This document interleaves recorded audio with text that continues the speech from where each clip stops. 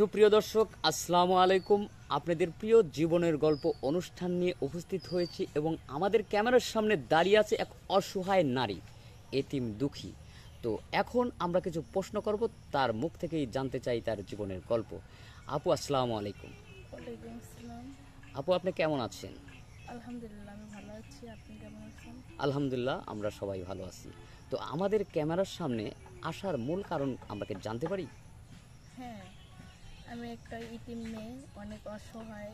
আমার খোঁজ খবর নেওয়ার মতো কেউ নাই। আর ছোটবেলা থেকে আমি কাউকে পাই নাই, আমার পাশে কেউ দাঁড়াবে এমন কেউ নাই। আচ্ছা, আপনি এতিম, আপনার বাবা মা কেউ নেই?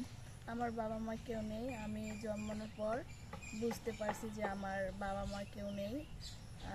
মানে আমি যখন জন্মেছি তখন আমার মা মারা গেছে।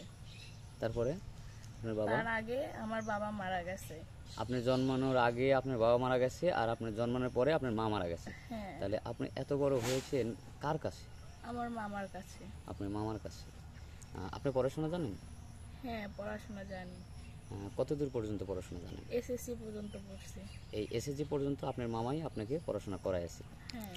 তো তারপরে কি, মানে আপনি তো আপনার মামা আপনাকে মানুষ করছেন, তারপরে কেন আমাদের ক্যামেরার সামনে আসলেন?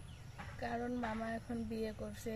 মামা ভ্যান চালাইতো, মানে মামি আমাকে দেখতে পারে না, অনেক মারামারি করে। তারপরে আমাকে মানে তাবিজ করছিল, বাসা থেকে বের করে দিছিল।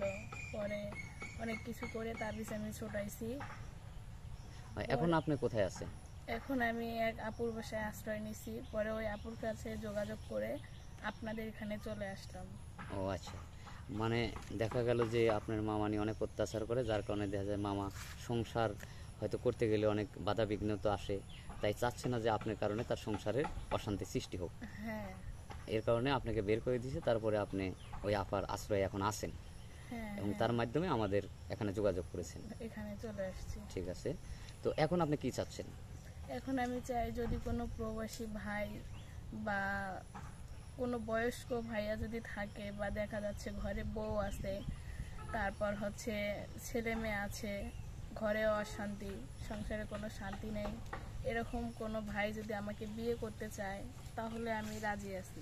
এখন ঘরে বউ থাকা অবস্থায় আপনি রাজি বিয়ে করবেন তাকে? হ্যাঁ, সে যদি আমার খরচ চালাইতে পারে, সব কিছু করতে পারে, আমিও তার পাশে থাকবো, এরকম আমি একটা মানুষ চাই। ও, তার মানে আপনার কাছে বয়স কোনো মেটা না, কিন্তু আপনার বয়স তো কম। আপনার বয়স কত? আমার বয়স 24। তাহলে 24 বছর বয়সে কেন একজন মানে বিবাহিত ছেলের কাছে মানে বিয়ে পড়বেন? কারণ এখন আমি ইয়াং ছেলেকে বিয়ে করতে যাব না, কারণ আমি গরিব ঘরের সন্তান। আমার সাথে কিছুদিন সম্পর্ক করে পরে আমাকে বাদ দিয়ে দেবে, আমি এরকমটা চাই না।